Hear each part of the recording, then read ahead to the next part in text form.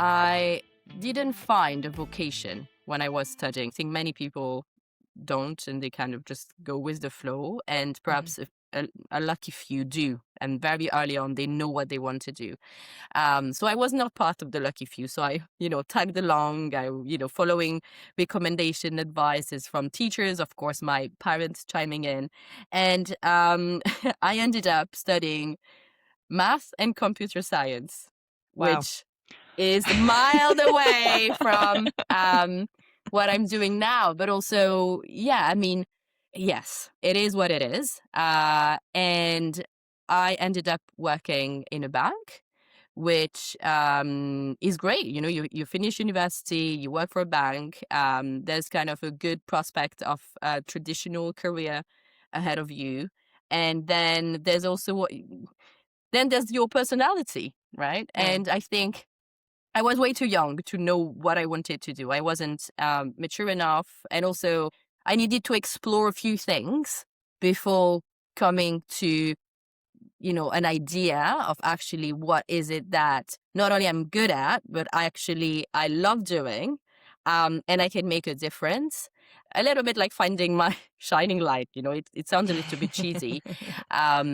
And I'm very grateful for the corporate experience that I had. I think, it was needed and it makes me now, right? And I can Yeah. relate to my clients more, and I can understand the dynamics of their everyday life, their challenges, and so on.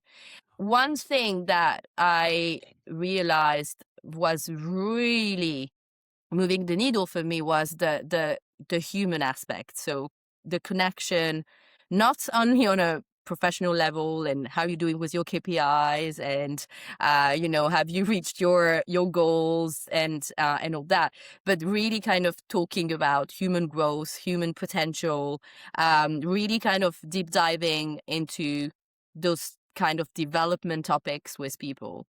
And it wasn't clear to me how I could f- find a way to focus on that within my organization. Yes, of course, there's learning and development, there is HR.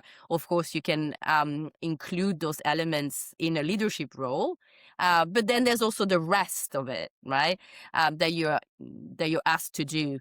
And I really wanted to focus on that. So I explored what that could mean in many different ways. I started working with a coach myself, and I went to so many different workshops. And I must say, working with my first coach really kind of planted a little seed. And I was like, I'm really, having such a phenomenal time here on this discovery journey about myself, but also, wow, this is like a fantastic job. Like you're creating change for people, and Mhm. you are, well, you're facilitating change for people, and you're also really making an impact. Um, and I stayed with that idea for a little while. And then I decided to train as a coach, which I did while being in my job with my holiday allowance mostly.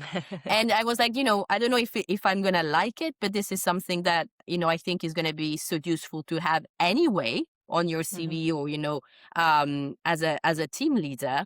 So yeah, and it started like that. And then I was really, in love with the profession and really passionate about it, and also very risk averse. So it took me quite a few years to actually, you know, decide that yes, I couldn't do everything. I had to focus on what I really wanted to do. And when you become a parent, time becomes the most Mhm. precious and scarce commodity. So yeah, that's how it started.